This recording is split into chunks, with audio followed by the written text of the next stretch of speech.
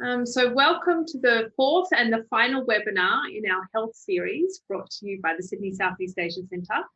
I'm Natalie Pearson and I work here at SEAC, and I'm zooming in from land that belongs to the Gadigal people of the Eora Nation, and this land was never ceded. And I'd like to take the opportunity to acknowledge the traditional owners of the land I'm zooming in from, and the traditional owners of the waters that I'm zooming in from.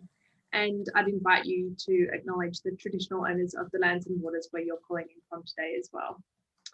So we've had some really great presentations over the last month as part of this SEAC special webinar series on health. And as I mentioned, this is the last one in the health series. So we are joined by Dr. Shannon McKinn, a postdoctoral research fellow in the School of Public Health. And Shannon teaches in the Master of Global Health program, and she's part of the Wiser Healthcare Collaboration and the Sydney Health Literacy Lab, where she's theme leader for health literacy and communication in low and middle income settings. Shannon's current research in Vietnam focuses on conducting qualitative social science research to support the design and implementation of community and point of care based interventions. And today she's going to be talking to us about viral stigma and mass media, community experience of COVID-19 prevention and infection in Vietnam. And I have to give you a heads up, we've had a bit of a sneak preview just to test the sound before everybody joined, and there are some rocking music videos coming your way. So make sure you've got your volume sorted out, and I think it's going to be a wonderful presentation. So Shannon's going to speak to us for about 30 minutes, and then we'll have opportunity for questions at the end. If you have a question that comes to mind during Shannon's presentation, just pop it in the Q&A section at the bottom of your Zoom screen. If you're dialing in from Facebook, you can pop it in the Facebook chat, and we'll read it out. And you can also raise your virtual hand at the end of the presentation. So without any further ado, Shannon, I'll hand over to you, and thank you so much for joining us as part of this special webinar series. Thanks. Okay. Thanks, Natalie. Just before we start, I also just want to acknowledge the traditional owners of the land that I'm zooming in from today. So I'm currently on the land of the Wurundjeri people of the Kulin Nation, and I pay my respects to the elders past, present and future, and recognise that sovereignty was never ceded. So just before we start, Natalie's kind of covered everything there is to know about me, I guess, in this context. So I'm, as she said, an ECR in the School of Public Health. My research interests are a little bit all over the place, as is fairly typical sometimes for postdocs who don't have a fellowship. So as it pertains to this presentation, as Nat mentioned, I'm a social scientist and I conduct research supporting the development and implementation of interventions and point of care and community-based interventions. And as far as the overseas context, that's mainly in Southeast Asia, and I have a particular interest in Vietnam. I did my PhD research in Vietnam, which was focused on maternal health literacy and patient-provider communication between primary care professionals and Thai and Hmong women, or ethnic minority women in Northwest Vietnam. And with that out of the way, I would like to tell you a bit more about our recent research exploring how community members are experiencing the response to COVID in Vietnam. And this research involved listening to and learning from the experiences of those infected with COVID, those who've been in quarantine as close contacts of people with COVID, as well as just those who've been affected by the public health prevention measures that have been in place more broadly. In particular, we've learned about how being associated with COVID has very particular social consequences. And this matters because how you are perceived by others if you're associated with being at risk of having COVID or being able to infect others is likely to affect how willing people are to engage in being tested for and being diagnosed with COVID. So it not only affects people's lives, but also the efficacy of the public health response. I also just want to acknowledge the team who I work with on this project, Duy Trinh Huang, Tuan Nguyen, Greg Fox and Sarah Bernays. I particularly want to acknowledge our colleagues in Vietnam who did all of the heavy lifting of organising and recruiting and conducting qualitative interviews in the middle of a pandemic. And I also just want to give a bit of background on how this research came about. So I have been working with the University of Sydney and the Woolcock Institute on projects in Vietnam for the past couple of years. And I was mainly working on a study called the V-Resist study, which is looking at combating the emergence and spread of antimicrobial resistant infectious diseases in Vietnam. And the aim of that project was to develop, implement and evaluate the effectiveness of a health system intervention to reduce the emergence of antimicrobial resistance in Vietnam. So in that project, I was involved in conducting qualitative research, supporting the development, implementation and eventual evaluation of community-focused interventions. And so in 2019, we conducted interviews with community members and pharmacists around antimicrobial resistance and their beliefs and practices around medicine and antibiotics, for pharmacists, their dispensing practices. And that was with more or less this same team who we've gone on now to do the COVID work. And our community-focused interventions were due to start in March last year. And unfortunately, COVID had other ideas for us. So some aspects of that study were able to continue, but unfortunately, community-focused interventions do focus somewhat on being with the community. So they weren't compatible with social distancing and shutdowns. So obviously the conditions weren't ideal for us to continue that study at the time. And so what we ended up doing about a year ago, a little over a year ago, was making the pivot to instead doing some social research on COVID-19. We already had this fabulous team at the Woolcock in Vietnam who we'd been doing our AMR research with, and we were able to fairly quickly turn around ethics both here and in Vietnam. So we started then conducting research on how community members were experiencing the response to COVID in Vietnam. And we conducted this study alongside some other projects at the Woolcock, which included a seroprevalence study, research on vaccine capacity, and research that was describing clinical characteristics of hospitalised COVID patients. Okay, so Vietnam has sort of universally been heralded within the international community as being remarkably successful in containing the spread of COVID-19. So they've,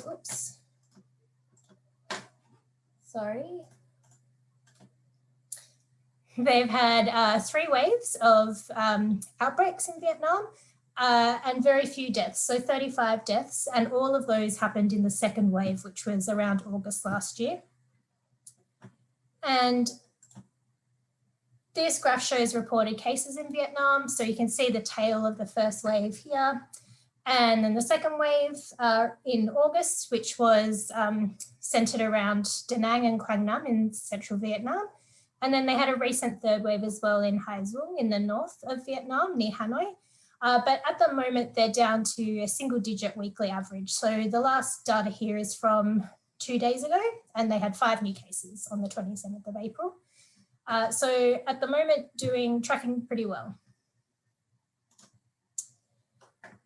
And Vietnam had a very successful prevention and control strategy. They were fairly standard prevention measures, but they were able to implement them very rapidly and at scale.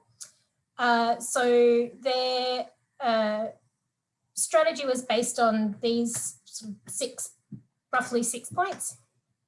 So firstly, they started with temperature screening and testing, including at borders, and then also implemented border control quite early on. So they were the first Southeast Asian country to close their borders to China, which occurred in late January. In mid-March last year, visas were suspended for foreigners and mandatory quarantine was implemented for overseas arrivals in government-run facilities. By late March, they had suspended international flights.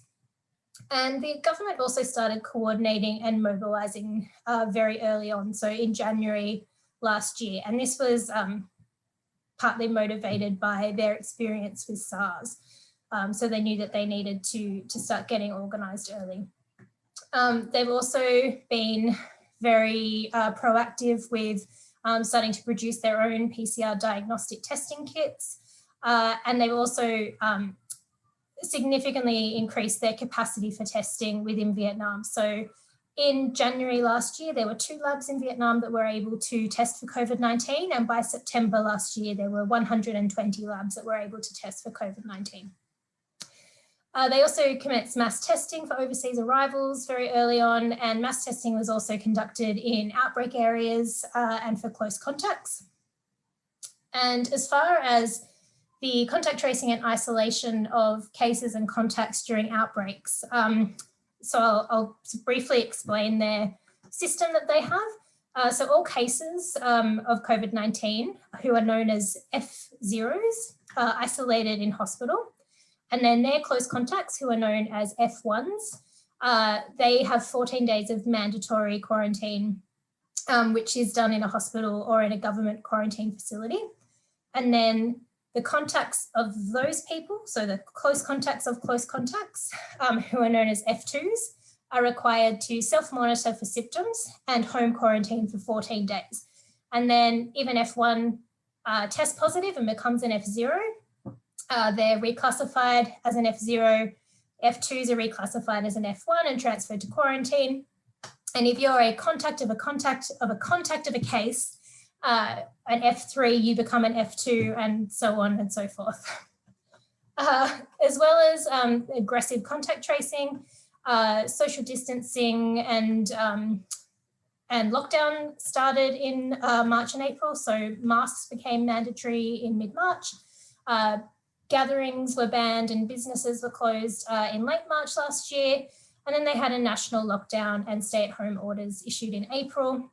It was quite a short and sharp lockdown. So it started lifting in non-affected areas after only a few weeks. And they were basically back to some semblance of normalcy by May, June. And then there have been other sort of shutdowns in response to outbreaks in more localized areas. So within sort of cities and provinces. And there was also a lot of emphasis on personal protective equipment in health facilities. And then the sort of focus of what I'll be talking about today is there were extensive public communication campaigns. And so the research that we looked at, that we did, was looking at people's response to both the contact tracing and the contact tracing and isolation of contacts that occurred, and also their sort of perspectives on the public health communication that they received as well. So as far as this public communication campaign, I've got a few examples to show you. So you might remember from about this time last year, this song, which I believe, in my opinion, is what the kids call a bop. So this song is called Jealous Coronavirus, and the chorus is all about hygiene and social distancing practices. For those of you who aren't familiar with it, I'll just play a little bit of it for you. So this is the chorus.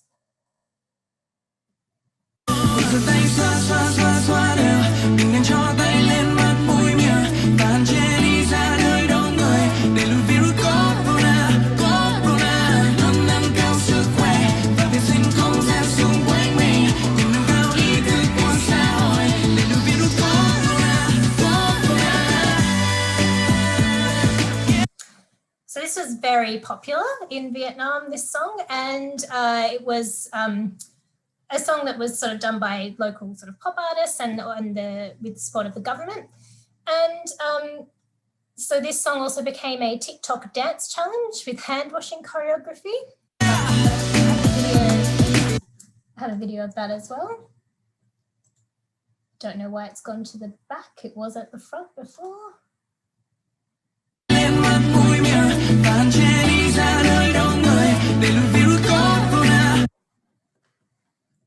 Just give me 1 second.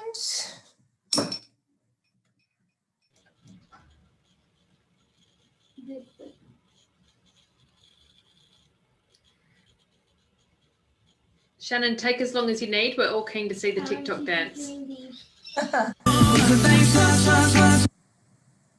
This worked worked perfectly when we did it before the webinar started. I don't know why that's been sent to the back of the slide. Do you have it set up on I do have it set up Safari, or we can share the YouTube link alternatively. Give me one moment. I do have it set up here. I'll just share my screen again.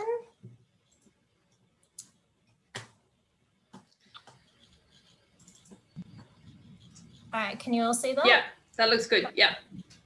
So again, I've just set this. So this is a compilation of TikTok dance challenges.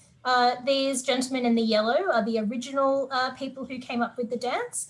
And it was popular internationally as well as in Vietnam. So I believe it has the hashtag that is Jealous Coronavirus Challenge, has over 20 million views on TikTok. But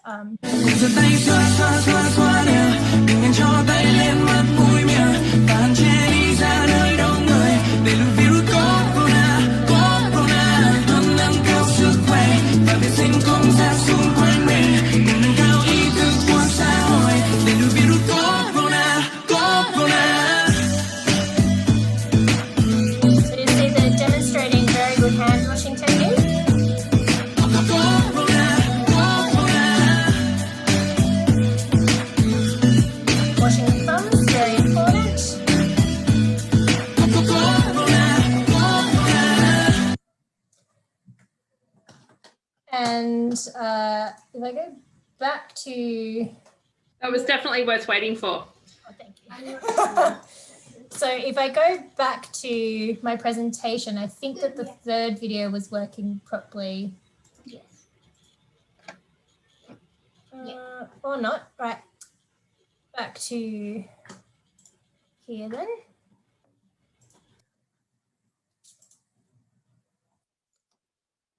All right, and so this challenge was then also picked up by UNICEF, who promoted it too. So they had the original guy come back to the same spot with these kids to do the dance for UNICEF.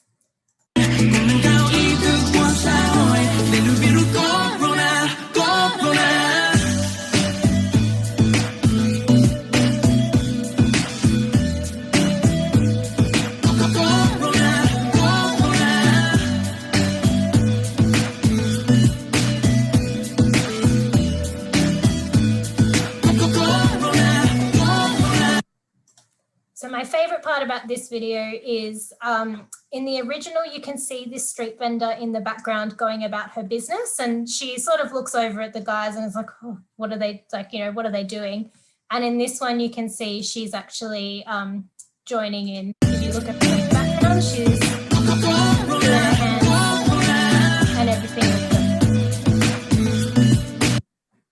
them. So that was quite a popular viral public health communication that was out in March last year. Okay, so we'll go back to my presentation now. Right, is that, everyone can see that fine? Yeah, it's just on the YouTube slide still, so you just need to go to the next one. Yeah. Yeah, that's it. There we go. Right, so a lot of the public communication, including parts of that song that we just listened to, harnessed patriotic sentiment in the war against COVID-19, which I did not click that, just did it by itself, is demonstrated in these song lyrics which were commissioned by the Ministry of Health. So you can see here that the language is very sort of galvanizing and sort of very much about like coming together against a common enemy. So the Vietnamese army, we march to save a nation, overcoming hardships, we are going forward. Through 4,000 years of history, Vietnam is still here. You know, we are indomitable. We carry the must fight, must win tradition of our army. For many years, we've overcome hardships. So very strong language, but obviously very motivating and galvanizing as well. Okay, so regarding our research, so as part of the ongoing collaboration with the Woolcock Institute in Vietnam, we conducted this research investigating the experiences of COVID-19 of people in the community. And the particular focus was on people's trust and engagement in the country's public health response. So today I'm going to focus, it just keeps doing that by itself. I don't have any timings on these slides. I think I just have a very sensitive mouse, I'm sorry. So today I'm going to focus on our analysis of the social meanings around COVID-19 and trying to disentangle what the role of social media is in these constructions. So including who's subject to blame and how this frames perceptions about the consequences of being associated with exposure or acquisition of COVID-19. And we argue that all of this is having a substantial impact on people's experience of COVID-19 and the stigma that arises. And as far as why this matters, it does seem to have an effect on people's willingness to engage in testing and diagnosis, or has the potential to have an effect on their willingness to engage in testing and diagnosis, which impacts on individuals, but also, as I mentioned at the top of the presentation, the efficacy of the public health response in general. So as far as how we did the study, we conducted it in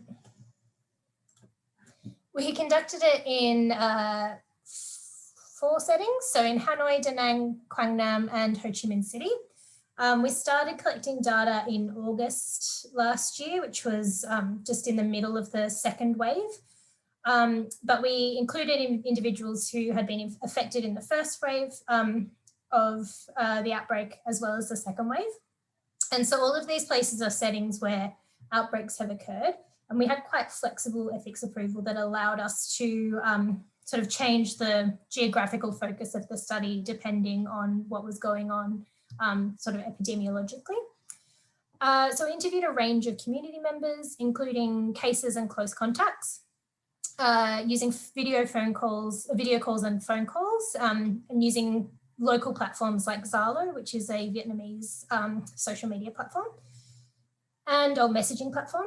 And so they included cases and close contacts. There were 38 adult members of the community, and that also included foreigners living in Vietnam as well.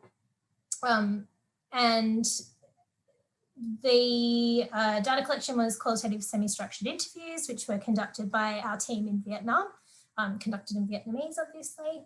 And then data analysis, we started off with systematic debriefings throughout the data collection period, and then we did an iterative thematic analysis of the data.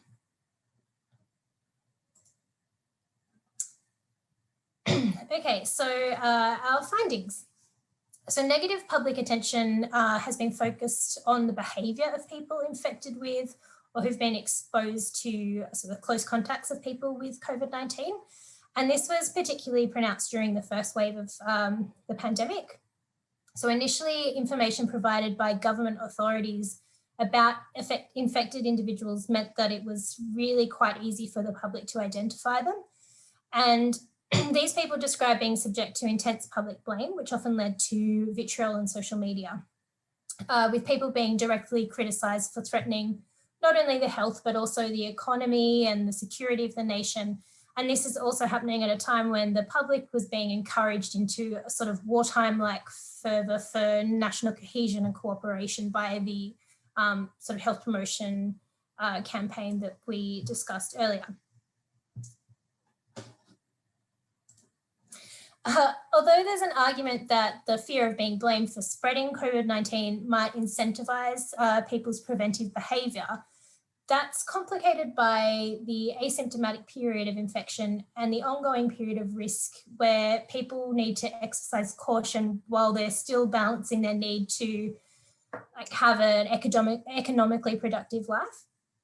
And the length of time that COVID risk persists makes it sort of virtually impossible to halt all social interactions, so including the economic and work interactions, which means that individuals can end up being vilified for their quote unquote reckless behaviour, despite the fact that they're unaware that they're infectious. And this has led people to fear the social consequences of being diagnosed with COVID as much as the physical consequences. As case numbers increased and the pandemic evolved, the information provided about individuals was less evidently identifying. So I think that this is probably something that we can relate to a bit with the Australian context as well. I know, I assume people will remember sort of in March, April last year, we seem to know a lot of details about the first few cases, where they'd been, what they'd been doing. And then as more cases appeared, it became of less interest to the media in particular. So as those case numbers increased and the pandemic evolved, the information provided was less identifying, but a number of people interviewed who were affected during the second wave described how their information still became publicly available in some way. However, what we have found in this research is that the experience of stigma, although it was severe for some people, was quite uneven. So there might be some commonalities in the way that public shaming was occurring, but the drivers of stigma were quite context specific, and the factors shaping the stigma were distinct in different places where we interviewed people. And it wasn't necessarily then a shared or common experience in each of those settings. So a key point that we're taking forward from this research is that stigma was malleable and we have an opportunity to mitigate it going forward. So I just want to mention here as well that our findings, so we started doing our interviews before this article came out in the New Yorker last year, but our findings do align with it quite strongly. So it's a piece about public shaming in the pandemic, and it reflects on sort of the public shaming phenomenon across a range of settings, but it talks about some of the first cases in Vietnam's first wave as an example of the sort of social media vitriol which was targeted at individuals, and the sort of public critique of their behaviour that was sort of ramped up to extraordinary levels on social media. So it starts with a discussion. I'll kind of talk about these two as sort of an extreme case study of this sort of stigmatizing and vitriol on social media that was occurring. So the article starts with a discussion of two Vietnamese sisters whose names are Nha and Nhung. And Nha is London-based, and she's been characterised in the media, both in the UK and in Vietnam, as being a fashion influencer and an heiress, and she's been called fashion's patient zero for COVID-19. And Nhung, who is based in Hanoi, was labelled both in international and Vietnamese media as being as being a super spreader who was responsible for bringing COVID to Vietnam after she accompanied her sister to high-end fashion shows in Europe during Fashion Week. So the media coverage in Vietnam and the subsequent public commentary basically implied that they were spoiled jet setters, that they knowingly and carelessly or recklessly spread virus around the world, both within Europe and then back to Vietnam, and that they deserved what they got, basically. So they deserved to get sick, and they also deserved the poor treatment that they subsequently received. So comments on social media that were sort of directed at them, both like on media pages, but also on their private pages. So being a fashion influencer, obviously they were quite visible in social media in the Vietnamese context. So comments included things like, well, you know, they knew that they were sick when they were at the fashion shows. They knew they were sick when they were before they got on the plane, which wasn't the case. That because one of the sisters' cleavage was showing in one of her photos on social media, that was why the virus was attracted to her. This kind of thing. So not particularly pleasant, particularly when you're in hospital recovering from COVID. So their cases became public knowledge because the Vietnamese government released enough information about Nhung, who was diagnosed in Hanoi, that the public was able to identify her very easily and find her social media accounts. So apparently that happened within an hour of media articles being published with information about her condition and her movements within Hanoi. So I think she came home from Hanoi and came home from Europe to Hanoi that night, felt a bit sick, and then was subsequently tested maybe the next day or within a day. But she had, been picked up at the airport and had visited some family in the intervening time. So there were also statements from the government blaming her for the infection of at least 10 other people on the flight, which included British nationals, which is why it was picked up in the British media as well. So the Daily Mail called her a super spreader, and others who had been in contact with her after landing. And while she was isolated in hospital, the public posted photos which were supposedly of her, so contemporaneous photos, which obviously weren't of her. She was in hospital under guard in isolation, but basically posted photos of people who looked enough like her, who were out at parties, and I think one of them was of her supposedly at an opening of a Uniqlo store in Hanoi, so suggesting that she was willfully infecting the public. And on top of that, people also mined her sister who lived in London, her Instagram photos of her in sort of global sort of trendsetter hotspots. Hotspots in the sort of not infectious disease sense that I guess we kind of is sort of the prime meaning when I say hotspot now. But places like Milan and Mykonos and Paris, and they use those to portray her as being decadent and spoiled, and made inferences about both sisters and their apparent greed as being factors in their infection. So the stories in our study were not quite as extreme as the two sisters, but there are elements that resonate throughout our interviews at a sort of smaller scale. So obviously none of our participants had, the hundreds of thousands of Instagram followers the way that Nya and Jung did, but they still, some of them did still suffer some repercussions both on social media, but also in sort of more traditional village gossip kind of ways. So I'm going to take 3 case studies and briefly tell you the stories of 3 of our participants to help identify some of the conditions which influence the configuration of stigma. And the cases that we selected, they all happen to be women. We had a reasonably even gender distribution, so we're not suggesting that there's a particularly gendered lens to stigma. It just so happens that these 3 are all women. So Lynn is a 24-year-old woman. These are all pseudonyms, obviously. And she was a close contact of a confirmed case. She came into contact with the case through her work at a dance school. This was early on in the first wave.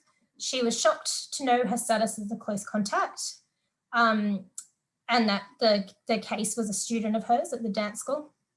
And she describes that the scariest thing for her was the reaction from others who she was in contact with, not her own health risk.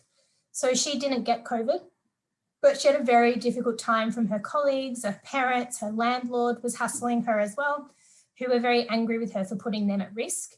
The stigma that she encountered on account of her behaviour, quote unquote behaviour, reflects the blame that was directed at her for economic loss and anxiety and just the fear of association with COVID. Although she herself was stigmatised, she also was angry with the person who had exposed her. So there was no evidence that that person was aware of their infection or that they were even experiencing symptoms. She just felt that they should have known better based on the fact that they were well educated and that they lived with their mother who was a healthcare worker. And that's sort of reflected in this quote here. So the lady who tested positive with COVID-19, who I met at the dance studio, if she knows she's at risk of COVID, just stay home, why still come? And this is despite the fact that she didn't have any evidence that this person knew that they were COVID positive at the time that she was in contact with them. So the second case is Mai, who's a 57-year-old woman in a rural area outside of Hanoi. This was also still in the first wave. So she learned that she had COVID as part of a mass testing campaign, which was conducted in the community. So she wasn't necessarily tested because she was in contact with the case. It was just as part of a mass testing. Unlike Lynn, she wasn't personally blamed for having brought it into the lives of the people around her. It was framed as being a misfortune, that she had acquired an infection that they were all communally at risk of. So it was seen as being accidental, and she wasn't considered to have done anything differently to anybody else. She was framed as being an innocent insider, and she contracted it from just the risk that was circulating in the community. So it wasn't about her behaviour or any kind of personal failing on her part. And she contrasted this with the experience of patient 243, who was presumed to be the index case in her community. So that's the numbering used by the Vietnamese government. And that person was seen to have brought it into the community from the outside. So they experienced quite a bit of harsh vitriol from people in the community. Despite her reasonably good experience though within her local neighbourhood, her case was distorted somewhat on social media, and she was the subject of blame for having allegedly travelled while infectious, which wasn't true. She hadn't actually travelled, and she was also asymptomatic. So she had no way of knowing about her infection before being tested. She also wasn't aware that she was a close contact. But she did talk about this sort of casting a shadow on her moving forward, and she had a fear of it, of having some sort of reputational damage by association falling on her son, and how that might affect him in his professional life. And the third case is Hoa, who is a 50-year-old woman who acquired COVID-19 on holidays in Da Nang. So the second wave was centered around Da Nang, in central Vietnam, and she was tested when she came back to Hanoi. She hadn't known of the cases that had sort of been detected in Da Nang while she was there, which sort of prompted mass testing of people who'd been in Da Nang. So on her way back, she visited her parents rather than going straight home to Hanoi. She only got the call saying that she was a close contact after she returned from her parents' house. And basically it was anyone who had been in Da Nang was treated as a close contact. And that was the time when she was aware of her potential infection, and from then on she was completely compliant with all the prevention measures. But she was very fearful of people finding out about her travel in Hanoi, so finding out that she'd gone to her parents' house and giving her for being a bad reputation for being a spreader from Da Nang. But she was less worried about being infected herself, and she was more worried about how it would be framed socially. So what it would do to her reputation and her relationships. And she experienced some negativity, but in general, she was framed as being responsible. And from her perspective, she says she hasn't experienced any significant stigma. But what was interesting about participants like Hoa and others who had similar experiences to her as travellers returning from Da Nang is that they were often very anxious to be seen to be doing the right thing. So for some people, this meant self-imposed extensions onto their quarantine, where they would isolate at home for a further 14 days after their initial mandatory period. So it was sort of a self-directed going above and beyond to be seen to be performing good citizenship. And others were anxious about their neighbours knowing that they had travelled and gossiping about them, even though at the time that many people had travelled to Da Nang, it was completely legal, and it was in fact encouraged by a mass campaign encouraging internal tourism within Vietnam at that time. And Da Nang is a huge destination, a very popular destination for Vietnamese people to go on holidays. So people were worried that their neighbours would know their travel, and they would know that they were in home quarantine. So, for example, one participant rejected offers of help from family members who offered to leave deliveries of food on her doorstep because she thought that that would be a clear indication to people that she was in quarantine, and she didn't want to be associated with COVID in that way.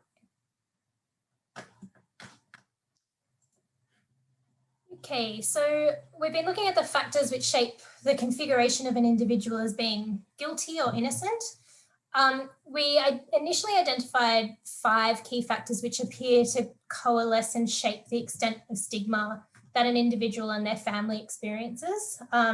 just had a look at the time, so I'll try and zoom through this a little bit. But firstly, what we refer to as epidemic time. So specifically the particular moment in the curve of the epidemic that they are either diagnosed with COVID or that they've become associated with COVID. So those at the start of each wave had a much more difficult time than those who came after them. So when the epidemic appears to be under control, the reaction of others to someone with COVID is more supportive. And when it was coming at a time when cases were going up and it was seen to be out of control, then the reaction was a lot more fearful. Secondly, perceptions of the origin of infection. So has it come from outside the community or has it been transmitted from within? Which isn't necessarily accurate. It's the sort of epidemiological uncertainty as to whether cases have come from within the community or from outside, but it's sort of framed as a fact, and that interpretation has sort of real consequences for people within their community. Thirdly, the perceived, sorry, I've got those mixed up. So secondly, the perceived community risk. Thirdly, the perceived origin of exposure. The perceived community risk relates to how much COVID is known to be present in the community already. So if risk is known and mass testing has been carried out, those who are identified appear to have experienced less stigma. Identification with the case. So socioeconomic status appeared to be influential. So how much the community identifies with the values and the behaviour of that person frames their culpability and the agency of the person who has been diagnosed with COVID. And finally, how the behaviour of individuals was interpreted, is interpreted in terms of how their behaviour might have exacerbated or minimised their risk of infection and thus their risk of onward transmission. And again, that wasn't necessarily based in fact, but around how their behaviour was framed. And these factors coalesce together to shape how someone is depicted on social media. So alongside the number of existing cases and the ease with which someone could be identified, that appears to shape the attention that they might get on social media. And that can then dramatically extend the social harms of stigmatisation, given the ferocity of the commentary, the volume of the commentary, and the extent of blame that's directed towards them. Okay, so although there is stigma which appears to be associated with COVID, our findings demonstrate that stigma isn't inevitable. So we argue that the social response is shaped by epidemiological and contextual factors, and they reflect societal values as well. So we think that these key factors which moderate the social meanings and the consequences of connection to COVID suggest that we can actually do quite a bit to mitigate negative experience of individuals.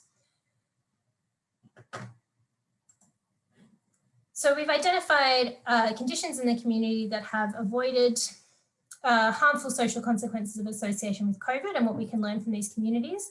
And these show that we can take action to reduce the stigma associated with COVID. And we might also be able to learn from how we manage COVID stigma by distancing infection risk from behaviour, so instead of framing it as being an ongoing risk for everybody. So it's vital to reframe COVID acquisition and shift the focus away from people being constructed as being culpable towards framing people who engage in testing and actually find out about whether they have COVID or not as being responsible. And observing the social consequences from those who have been identified as having COVID might discourage others from engaging with testing. And testing which is limited to particular individuals increases the chances of them being blamed for behavioural transgressions. This is unlikely to be fair, given that the asymptomatic time period and the time frame of the pandemic in which COVID risk exists.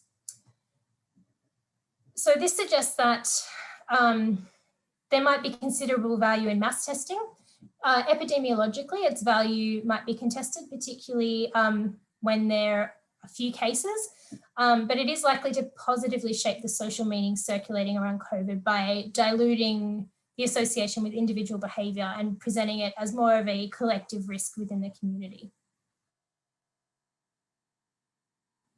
Okay.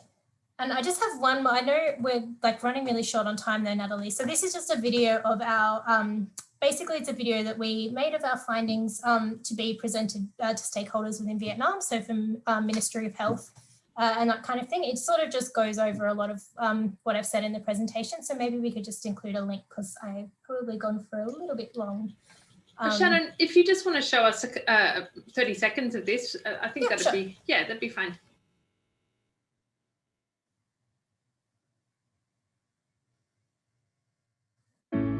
Đại dịch, COVID-19, giãn cách xã Chết. hội, Facebook, đóng cửa, Bộ Y tế, hô hấp, truyền stress ban, này, khẩu khẩu trang, trang, đông người, gia đình.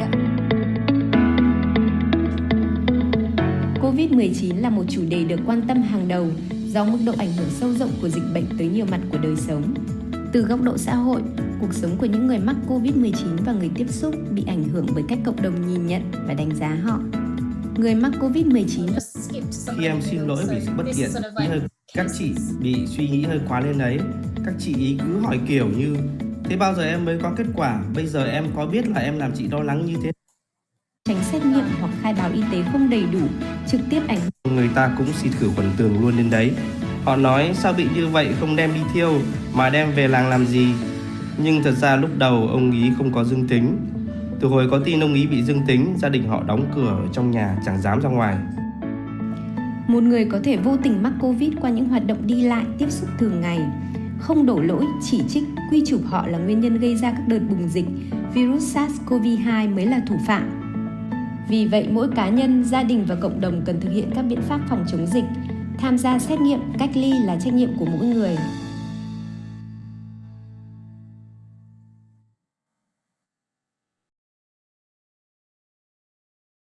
And that is it from me.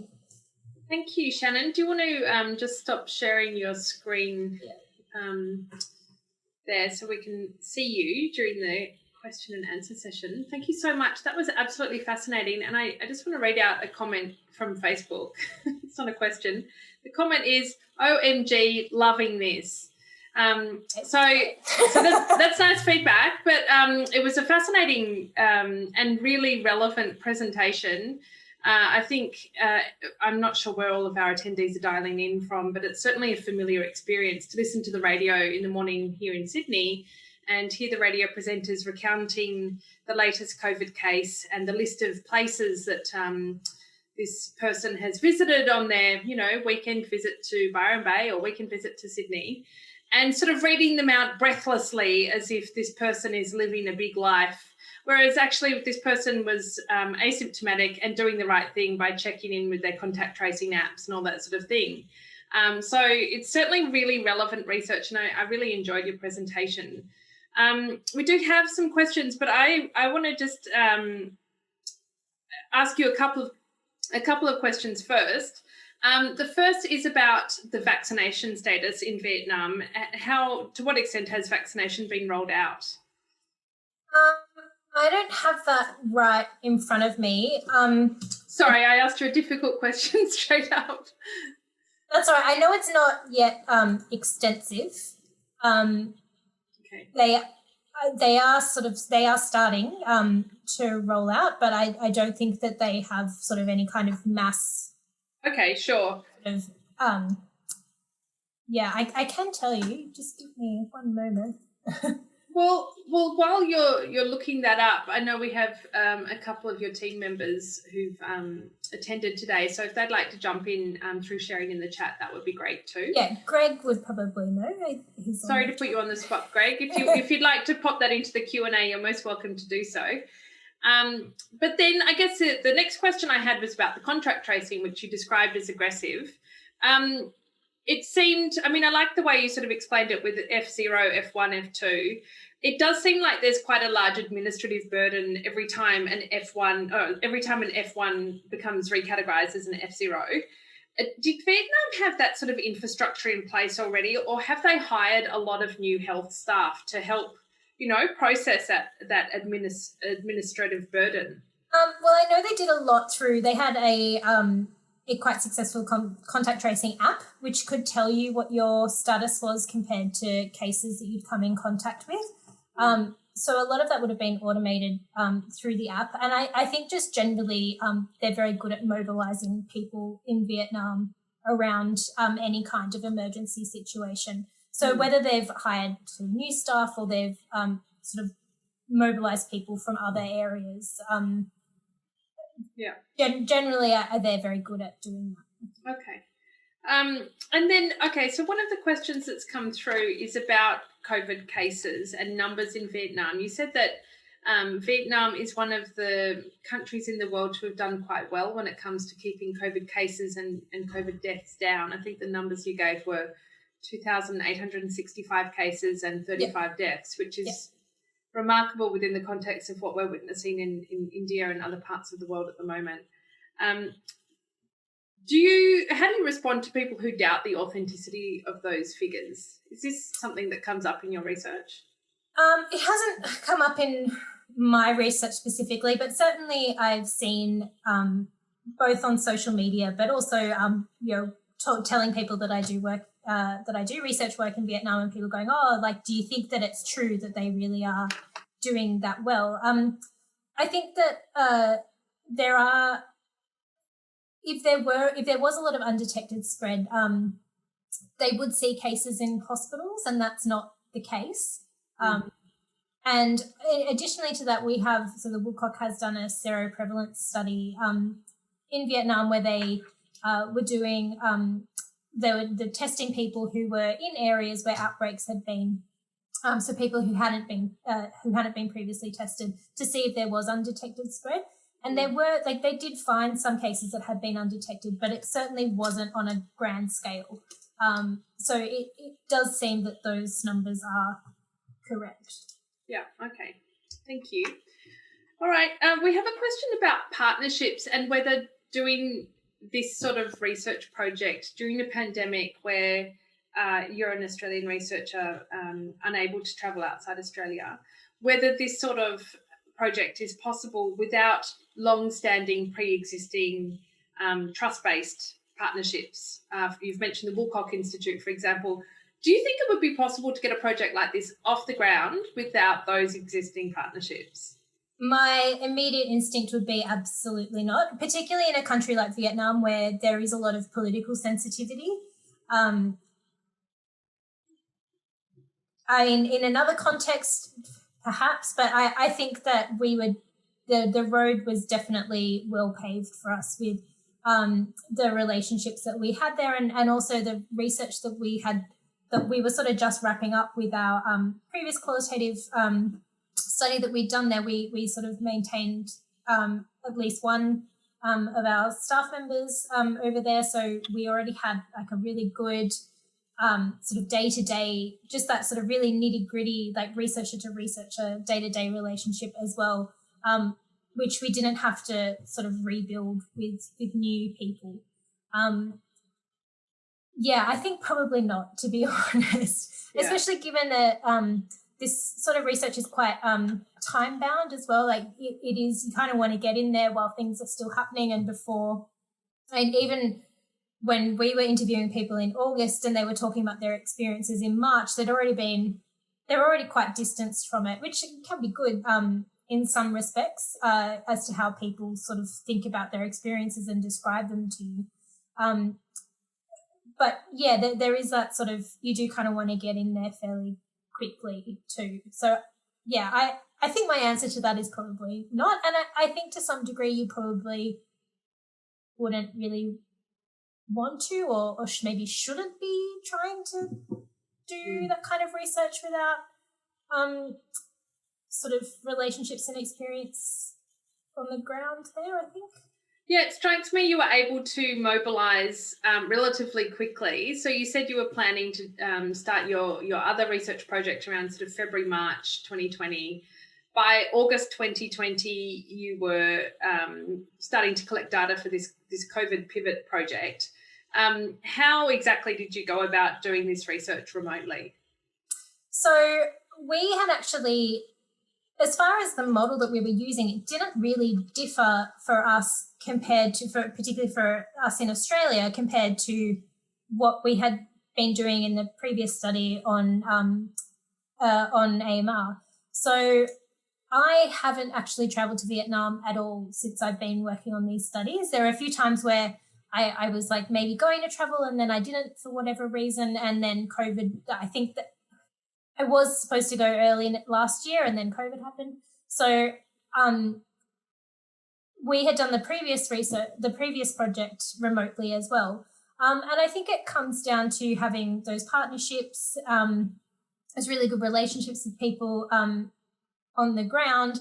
And then we also had, we had really good local researchers who we really trusted to be able to, do good quality data collection in terms of the interviews. And then they're sort of plugged into their communities there as well. And, they're in a much better place to be able to recruit people for studies than, we would be as foreigners anyway. So in terms of how we kind of then sort of run the day-to-day of the project, we were already very well versed in Zoom and Skype prior to COVID. So when we're doing data collection, we have phone or video calls every sort of 2 to 3 days while they're doing data collection. So after every couple of interviews, so we use a method called systematic debriefing. And as well, because these interviews are in Vietnamese, obviously it's hard for us in Australia to then, we've got access to the recordings and that kind of thing, but we don't understand them, and it's very hard to do translation that rapidly. What we do is the researchers in Vietnam will do the interview, and then they'll write up their field notes and write up a detailed summary of the interview, which is sort of our unit of analysis initially.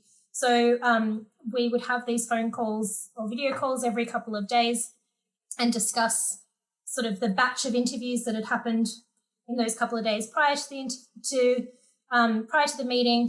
And then we would sort of discuss how we were going to adjust our sampling strategy, our sort of initial analysis that we were doing in those meetings, whether there were new directions for the interviews that we wanted to take. So we could do that really basically in real time as they were collecting data. And that was already how we were operating before COVID. So it really didn't represent much of a change in our sort of way of operating.